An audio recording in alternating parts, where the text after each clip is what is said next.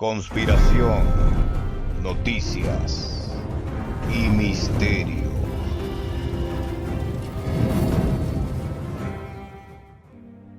Buenas, bienvenidos al canal Exposición de Todo.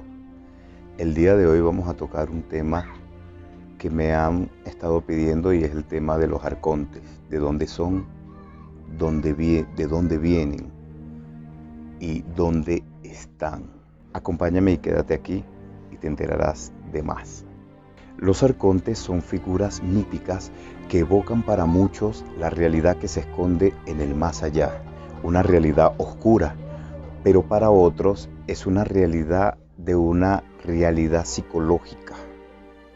Desde que fueron tomados en cuenta por los antiguos escritos gnósticos, mucho se ha hablado de estos extraños seres. Hoy vamos a hablar de los arcontes. Bienvenido a Exposición de Todo, donde nos vamos a enterar un poco más.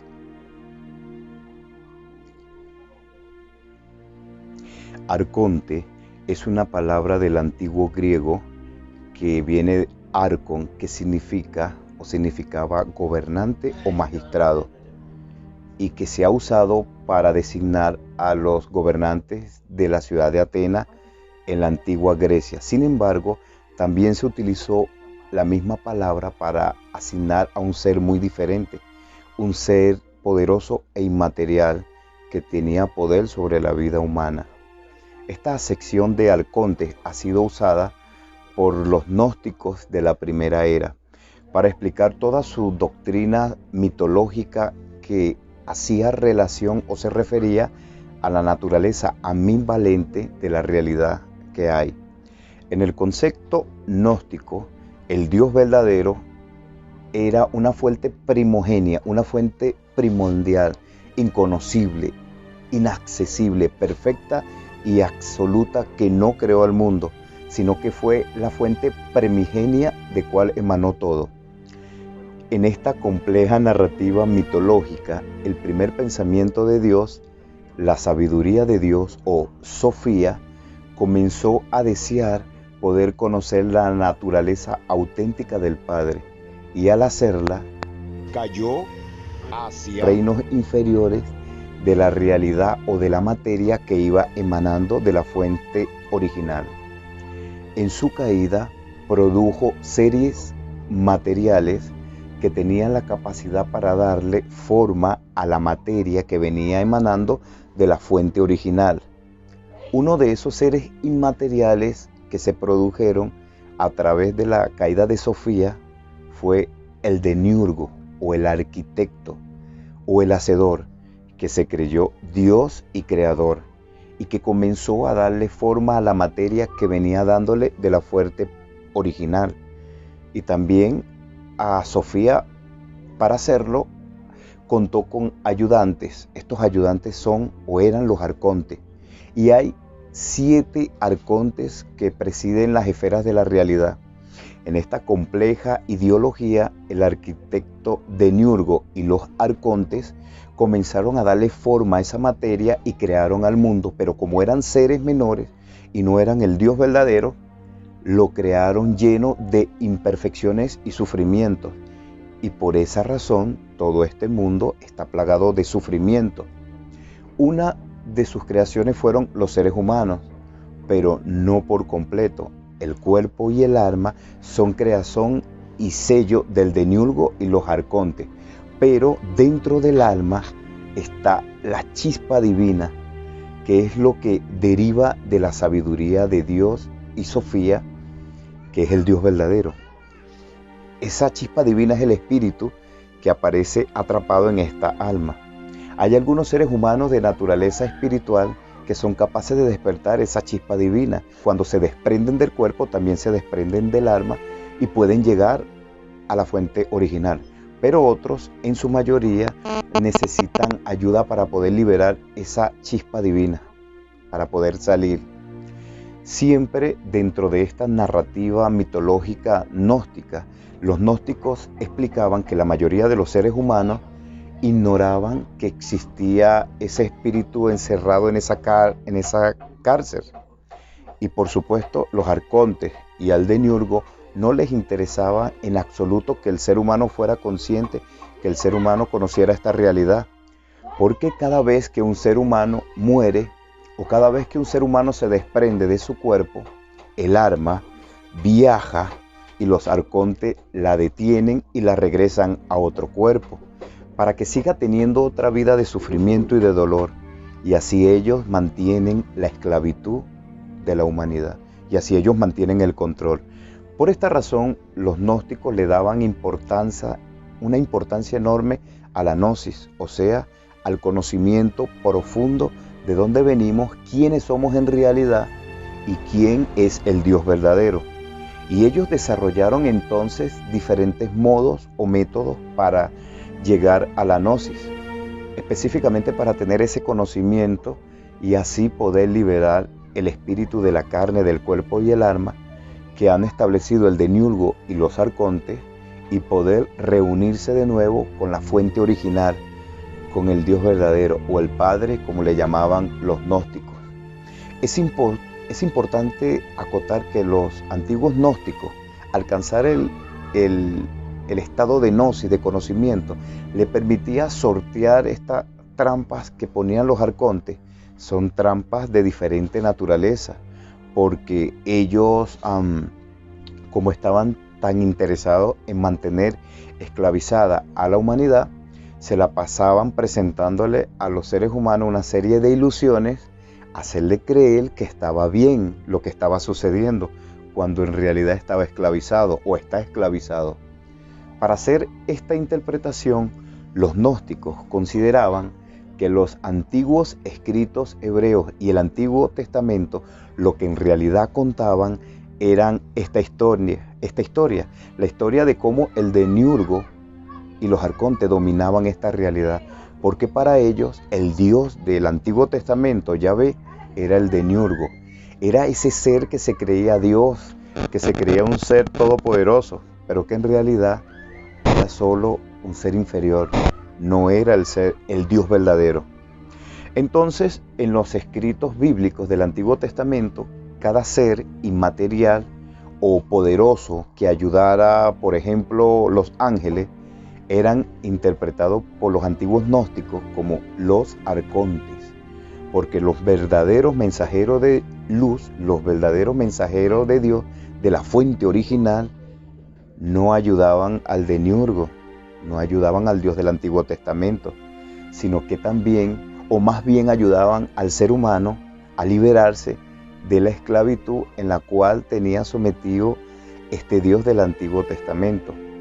Esta narrativa gnóstica ha sido asumida en términos de mitología, pero también ha sido vista como simbolismo y se le ha aplicado sentido psicológico.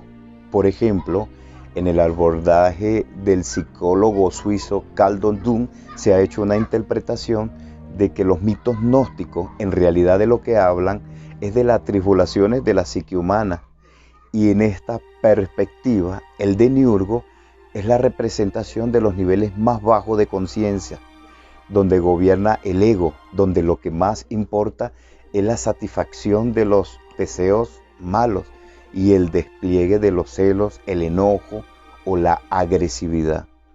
Y hay una ignorancia de liberar el espíritu. En cambio, Sofía o la sabiduría de Dios ha sido visto en esta perspectiva como la representación de los niveles más altos de la conciencia, o sea, del propio espíritu que vive en armonía con la realidad superior y que ha logrado sorprender o liberarse del demiurgo. En esta perspectiva, los arcontes también tienen una interpretación simbólica de bajos deseos, de trampas del enemigo, de lo más malo. Sin embargo, para muchos, los arcontes en esta narrativa mitológica no era ni simbolismo ni ficción, sino la pura realidad de hechos que habían sucedido en lo más profundo del mundo y que siguen teniendo efecto en la vida humana, porque los arcontes siguen existiendo y siguen tratando de mantenernos esclavizados. Por esta razón, los antiguos gnósticos desarrollaron en su tiempo diferentes métodos, rituales y ceremonias para alcanzar la gnosis, para alcanzar ese conocimiento de la verdad interior y de la realidad del Dios verdadero, de la fuente original, y también para saber advertir y sortear las trampas que nos tiene el demiurgo y sus arcontes. En otras perspectivas, hay otros investigadores que afirman que esta representación, esta figura de los arcontes, en realidad tiene su origen en escritos hebreos mucho más antiguos que los escritos gnósticos. Para eso se refieren en un libro, el libro llamado el libro de Enoc, que fue o que ya circulaba alrededor del año 37 de nuestra era y que narraba una historia impactante. En este libro se dice que una serie de ángeles rebeldes llamados los vigilantes se habían enamorado de las mujeres humanas y habían descendido al mundo para procrear hijos con ellas, y así crearon la raza de los gigantes. Pero también de esa manera contaminaron la raza humana con su semilla de idolatría y celos, y como estaban celosos del poder de la fuente original, se apoderaron del mundo. Y estos vigilantes en el libro de Enoc, en estos escritos hebreos, muchas veces se les ha asimilado con espíritus paganos, pero para los gnósticos eran en realidad los arcontes. Aparte de la noción gnóstica de los arcontes, que es una noción oscura, existe otro tipo de perspectiva con respecto a los arcontes. Una de estas es de los que ven a los arcontes como seres inmateriales y poderosos que se encargan de impartir autoridad y justicia. En este caso son vistos como seres divinos para la humanidad, como seres que se preocupan porque haya justicia en el mundo, en la humanidad, y que nos protegen de seres oscuros. Esta concepción del arconte, vista de una forma tan positiva, puede verse también por una asociación antijusticiero, que en este caso sería los ángeles justicieros, y también puede estar arraigada o puede estar originada en la idea de los arcontes humanos, los que impartían justicia en otras ciudades.